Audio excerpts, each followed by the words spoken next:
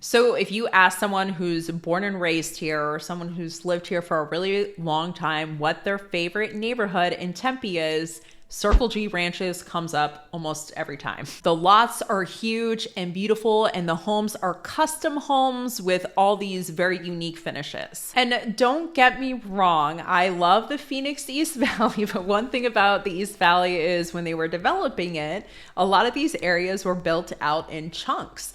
A lot of the homes look very similar to one another, same floor plan, and they can be on a smaller lot. So when you see a neighborhood where the houses actually look unique, they are custom built, it definitely is very attractive. But you know what I say, no neighborhood is perfect, so let's get into the good, the bad, and the ugly. I'm Courtney Strzelczyk. I'm a local real estate agent here in the East Valley, and I'm sharing my honest review of different neighborhoods. So if you're interested in learning more about the East Valley, go ahead and hit that subscribe button. But let's first talk about location of this neighborhood, because location is the one thing you cannot change about a home. And there are several Circle G communities in the East Valley, but the one we're specifically talking about today is Circle G Ranches in Tempe. And this is actually on the south side of Tempe, so not anywhere close to ASU. I want to make that distinction.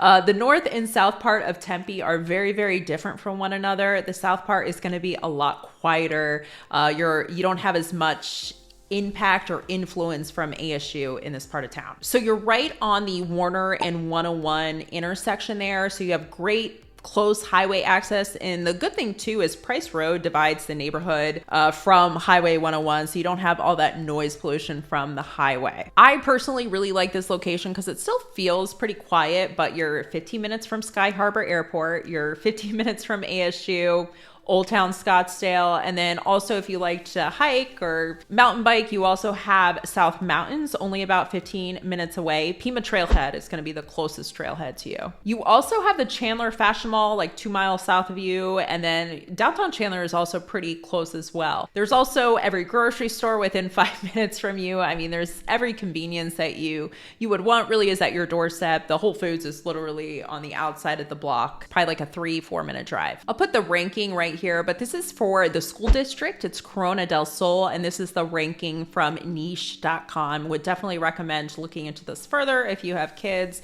Greatschools.org is also another fantastic website that will give you input on school rankings. So this neighborhood is actually known to be an equestrian friendly neighborhood, which I'm going to explain a little bit more what that means in a moment. But like I mentioned a moment ago, these are custom built homes. So you're going to see a lot of variety of homes. You're going to see Spanish style, farmhouse, modern. You'll also see a lot of brick homes, which is not very common for the Phoenix East Valley, I will say that. And there's also a lot of homes with basements, which is another thing that's pretty rare, mainly because our soil is so hard and it's very expensive to dig it up. Homes in this neighborhood are definitely larger. I know a lot of people refer to them as estates. So a lot of square footage, you're going to see really 4,000 square feet and above. I think there's a couple that are slightly under 4,000 square feet.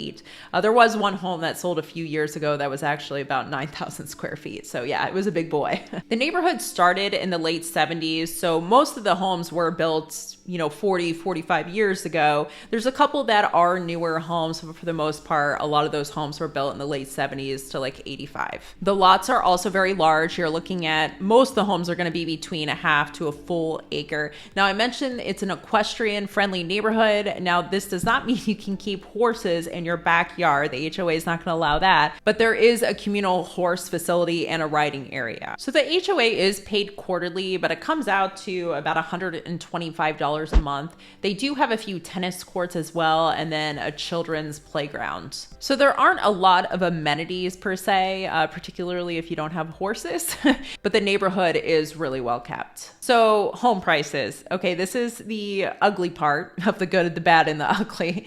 So you are looking at 7 figures. In the last year, one home sold for about 1.3 million, and then it went all the way up to about 4 million. Now keep in mind, Tempe is going to be more central than a lot of the other cities in the Phoenix East Valley.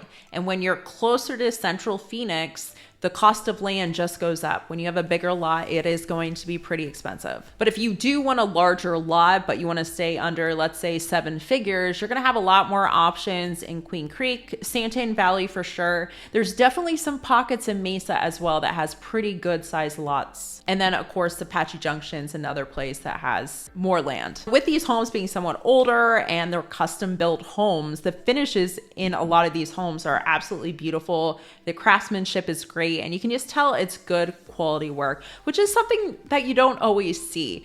But I also understand that not everyone wants an older home. Some people want the peace of mind of having newer construction. So if you are looking for newer construction, I would definitely check out this video right here, McKinley Glen, some homes on larger lots in Chandler. Thank you so much for your time and have a fantastic day.